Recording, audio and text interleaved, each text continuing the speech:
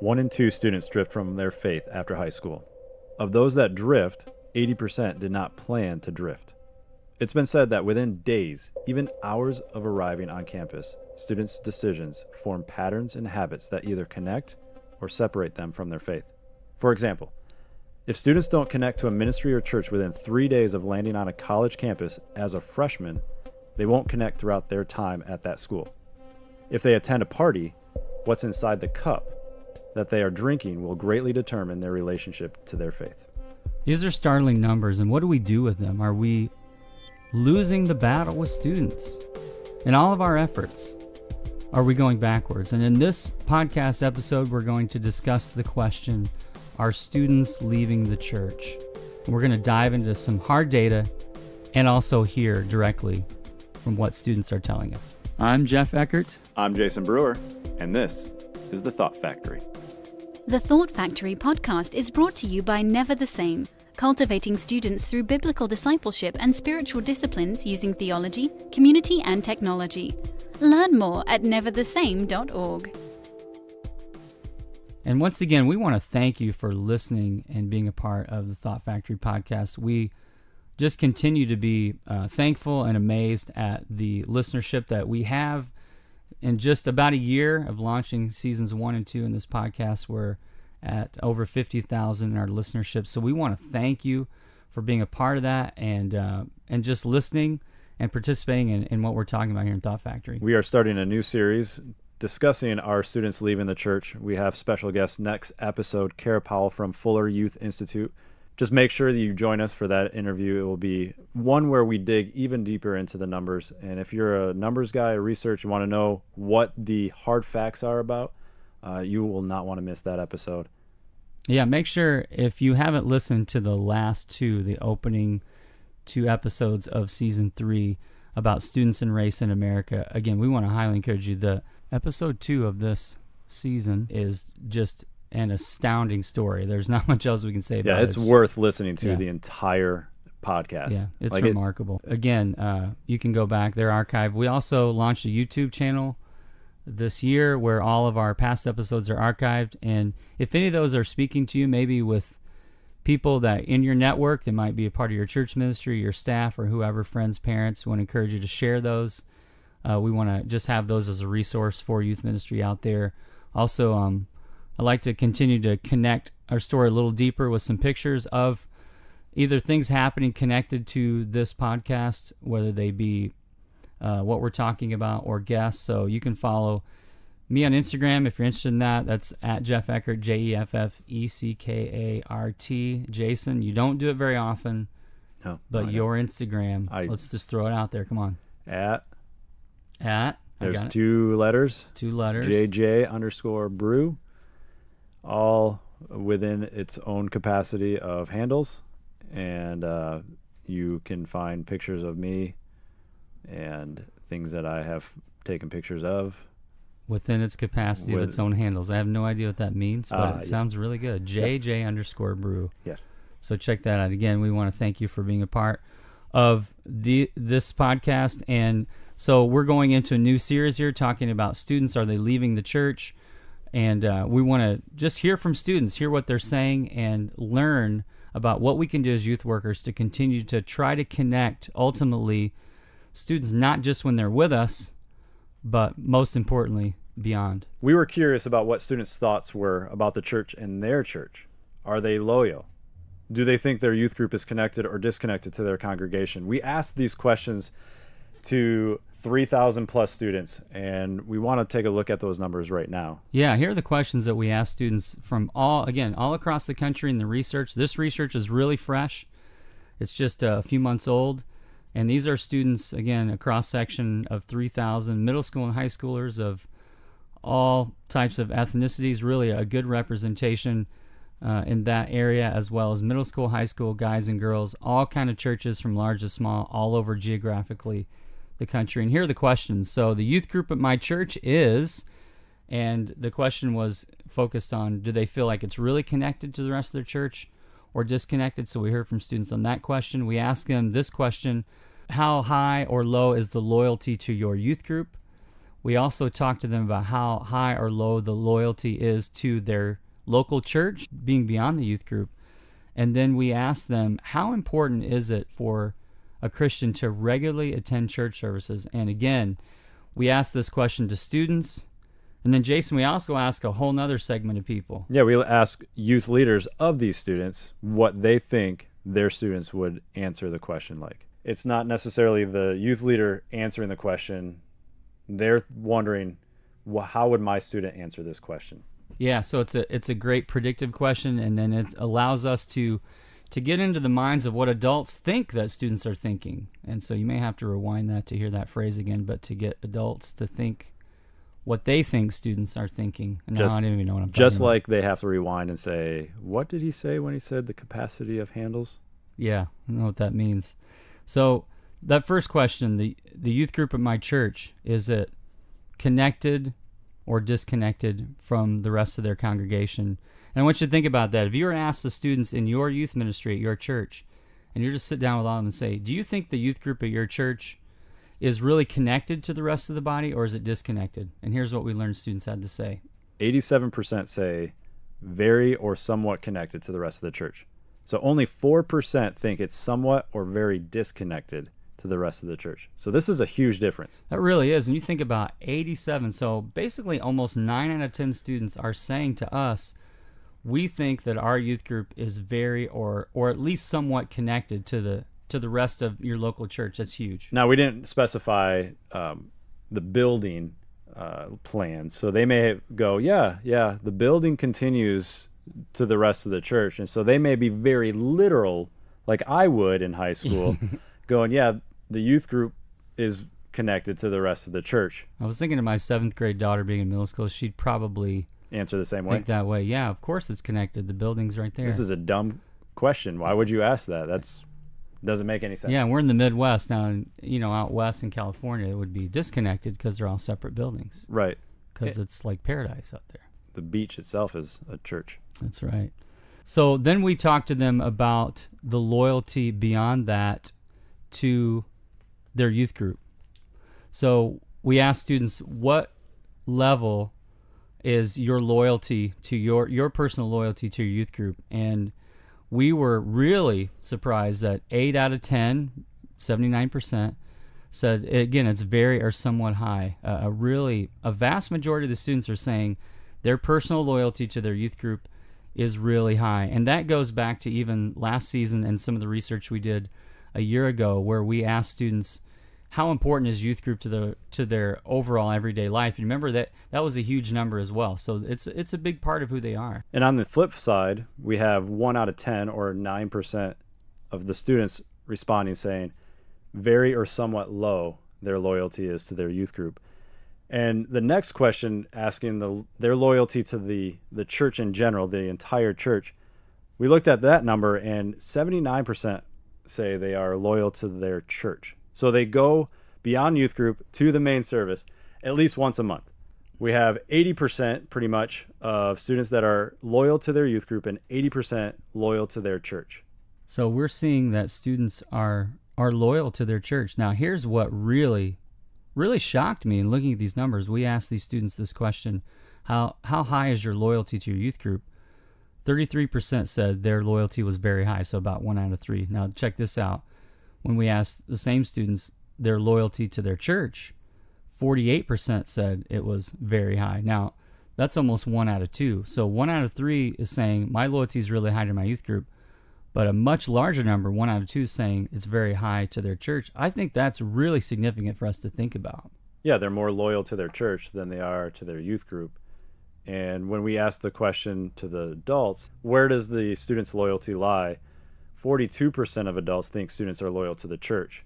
So that's lower, but that's lower than 79, 80%. And like you said, the loyalty is very high for the students for their church, but adults only think 12% of the students are very high in their loyalty to their church. Wow, so almost 1 in 2 students are saying, I'm very loyal. My loyalty is very high, But when adults were asked what students think, they only thought 12% of students' loyalty would be very high. That's kind of shocking. Yeah, I would say so. That's a big difference in numbers.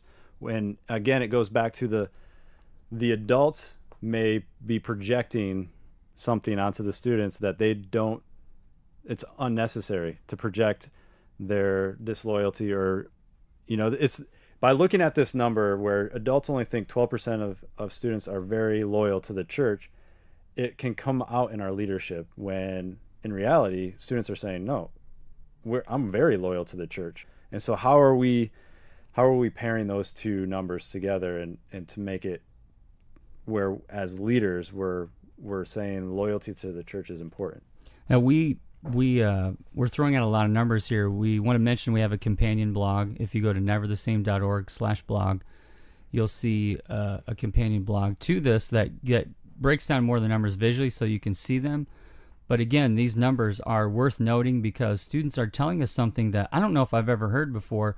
I just continue to hear in what I read and what I'm researching and learning continues that students are less and less loyal. But here they're saying, no, we're very loyal. Jayson, I don't know if I've ever seen this anywhere before. Yeah, it's not just loyal to the youth group, which we tend to think, okay, they at least come to my program or they're showing up on the weekends. But more students are saying we are more loyal to the church than we are to the youth group. Yeah, I think we need to understand that. And in a couple episodes from now, we're going to talk very specifically about what churches look like where their students are engaged and how do they really leverage that loyalty that students have. Now, we asked them also, how important is attending church as a Christian?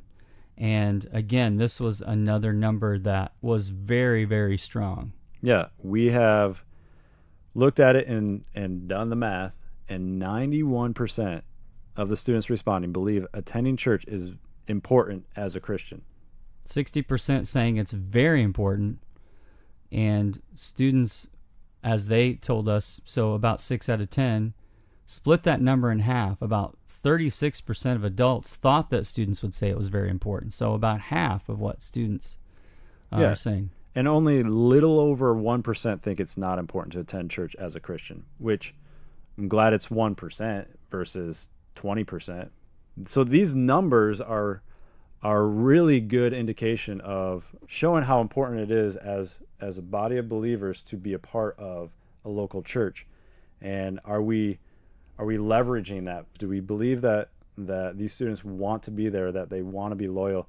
And as we even look further into the data and just try to analyze where we can, the students' view of the church to be high, it's integrated into their lives.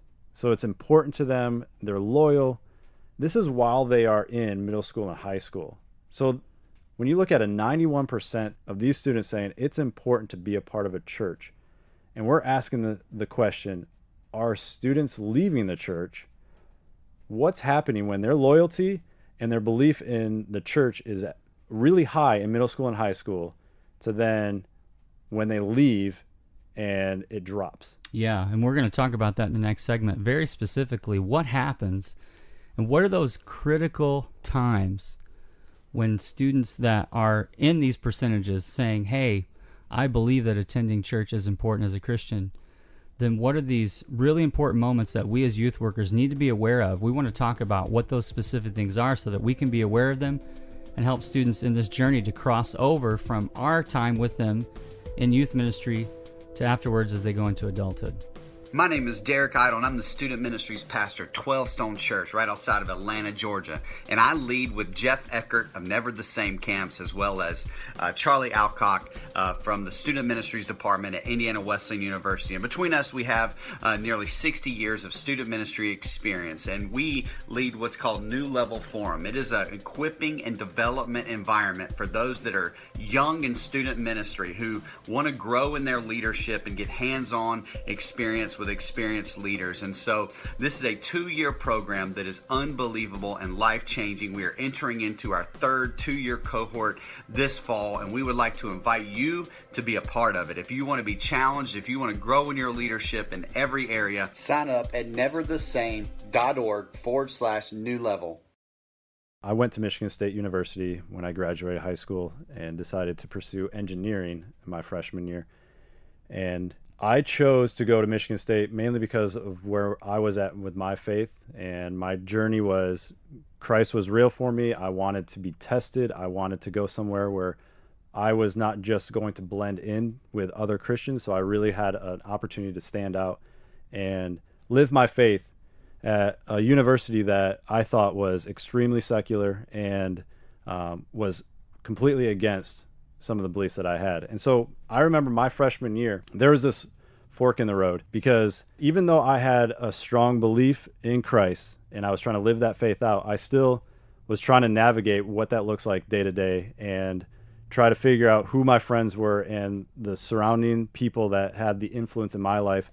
And I remember my freshman year, I was invited to this party by my cousin who was really close to me. And little did I know that this party was a fraternity party that they were selecting pledges. So they were looking for a pledge class to rush their fraternity. And I was chosen somehow they indicated that I was worthy of being pledged into their fraternity. And so I remember two frat boys coming to my college dorm room and giving me an invite to officially rush their fraternity.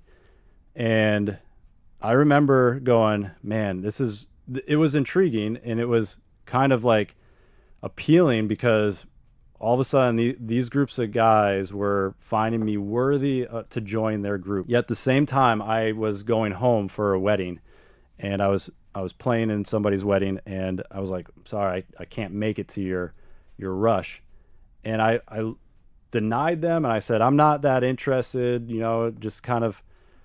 But there was that moment in my faith journey where I look at that time and that invite, and I could have gone down a different direction that would have taken me in a far different place than where I'm at now, where I wasn't connected to a church on a regular basis. I tried to attend church in the area, but I didn't have a vehicle, and so I didn't really go to church very often.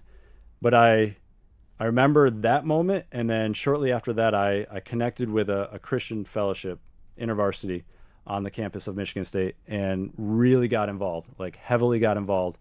And that led me to 3.5 years of strengthening my faith, and then eventually feeling called into youth ministry by my senior year, even though I was pursuing video production and acting and all this other stuff.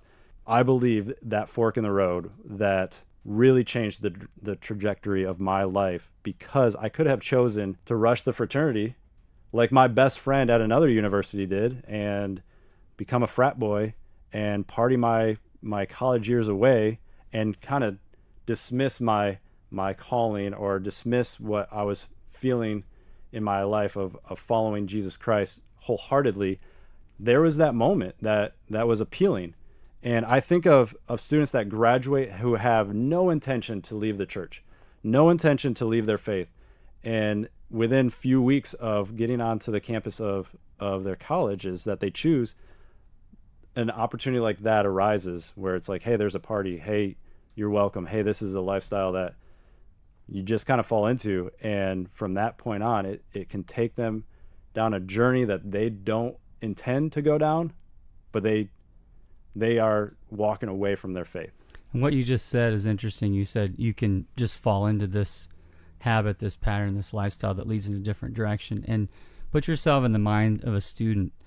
Students live in middle school and high school when we're talking about youth ministry, and if they're at all connected or involved, whether very much or less, they're involved in what we're doing. Their youth group can be a part of their routine, their habit, their lifestyle. Their parents may bring them, or there's a good chance if their parents aren't involved, they've got really good friends connected to your ministry that you're involved in. But put yourself in their shoes. They're going from a completely structured time environment to one that's completely unstructured. In high school, middle school too, but in high school, as they prepare, if they're moving away and going to college or in the workforce, but if they're going away to college, they're going to school for 7-8 hours a day. So do the math there. You're talking about a full-time job, 40-45 hours, whatever it might be for the particular schools. And then they're going to a world where a lot of them aren't working, and they're going to class 12 to 15 hours for the entire week. So what are they doing with the rest of that time? And what they find is it takes so much more intentionality. Even though they've got this time, it's kind of ironic that with that time, it's still, they have to go out of the normal pattern of their life to be proactive about making a connection to their faith with the community, whether it be a campus ministry like you mentioned, or a local church in a city or a place that they may not be totally familiar with. Yeah, I remember stepping onto the campus and I had no idea that this college had Christian fellowship or any church that was vital for my faith journey. I just kind of stepped on the campus and was like, I don't know what's around. And so I did not intentionally seek it out. I kind of relied on other people if they were going or what they were doing, but it wasn't something that was a definite in my mind, even though that was my intention of going to Michigan State, was to stand up against what was presented to me by those two frat boys with an invitation. And Lifeway has got a very sobering statistic for us to think about. And I want you to think about this if you're working with students. And this ought to catch your attention. Only 15% of students are saying they feel equipped with faith beyond their high school years. So those that are connected in a ministry in high school, only 15% are feeling like they're equipped. And that needs to get our attention so that we can begin to think. I think even in middle school, we need to think about how can we prepare our students for life beyond the walls of their school into that adult world, maybe on that college campus or in that work environment. And we look at the number of 91% saying we believe as a Christ follower, it's important to be connected to the church. 91% of middle school and high school students are saying we know it's important. And then you compare that to 15% of students feel equipped. So 85% of students are graduating and don't feel equipped to live out their faith beyond high school. And so that is extremely sobering, but it does give us hope because we go, oh, there's a solution. Like as youth leaders, we can help them prepare. I think what we've found is there's very one simple and yet maybe even obvious solution to students and their success in carrying their faith over outside of their high school career, and that is their connection to a faith community. I want to say that again because I want us to catch that. It's the number one thing we've found. It's their connection to a faith community that will determine their success or failure when it comes to connecting their faith into their everyday life after high school. So there's one particular resource that we want to mention that's new on the rise, and I don't think a lot of people know about it yet, but I know the guy who's helped put this together, this tool, and it's really incredible. And if you're a place hopefully where you can you jot this down and jump online, it's campusrenewal.org. If you go to campusrenewal.org, you'll find an incredible resource there with a database of ministries all over the United States with tools specifically geared for students themselves, youth workers, parents, and other adults that can help connect them to a faith community. So if you're working with a student and they're looking at going to a state school, especially, where they may not be in that environment where faith is encouraged or promoted, this particular website, campusrenewal.org, will help them to know what ministries exist on that campus. So I want to encourage you to check that out and then to share it with people in your network, because I think it's an incredible resource. I think on top of being able to provide a list of churches or ministries in the area of the school that the senior is going to, you also have the ability to check in, to follow up with them personally after 3 days, 72 hours, to see if they have gotten connected in that first weekend even. But to say, where are you going to church? What ministry are you going to get involved with? Provide some accountability in that decision, because if you know they're going somewhere that they're going to be up against a stronger force against their faith, then help them bridge that gap. Help them in that transition. And I know it's been asked of me many times, I think you've even asked me this question of how have you gone through Michigan State and come out on the other end with a stronger faith? And I would attend it to a Christian community that I got connected to and involved with, and not just attend a church and then come back home and live my other 6 days like I'm any other person on that campus. The Center for Bible Engagement did a study, and they found that a simple thing like church attendance, even going at least once a month, meant that students were 30% less likely to get drunk, have sex, and look at porn. So just by going once a month, what they found is there's a 30% less likely chance, at least, so that's 30% or higher, that they're less likely to get drunk, to have sex, or to look at porn. So their connection by attending church or by attending a campus ministry is absolutely vital. And so as you're listening to this and you're thinking about students in your mind, think about what you can do very specifically. And I think the more personal, the better. The more that you can zone in on that certain particular student or handful, and make sure that if you're working with a ministry where you've got several that are moving on, especially moving away and going to a campus, make sure that somehow you've got these students personally on your radar, so that you're following up and making sure within that 72-hour time frame of when they set foot on campus and move in, if they don't do it within that first 72 hours, chances are very slim that they're gonna connect, even for the rest of their college career, which is shows us the importance of that window of time. Oh yeah, that window of time is crucial, and it could set up their next 4 years successfully, or potentially push them away from their faith completely. And so we as youth leaders, we didn't invest in these students' lives for the last 4 to 8 years, and just to see them walk away from faith in a weekend. And so I think we can extend our leadership beyond just the realm of middle school and high school, and connect with those students that have graduated and are attending colleges that it may be in question of whether they're living out their faith, even at Christian colleges. That's exactly right. So our encouragement is that you start prepping your students for that time out of high school now. Even if they're in middle school, begin with the end in mind. I have a 7th grader at home. I have a senior this year as well in high school. I've got one in college. But when I think about my senior, when I think about my 7th grader, I want to do everything I can as a parent, and I know we as youth workers want to do everything that we can to help prepare them for those moments now. The Thought Factory podcast is brought to you by Never the Same, whose vision is to see new generations transformed in Christ to further the kingdom of God. Learn more at neverthesame.org.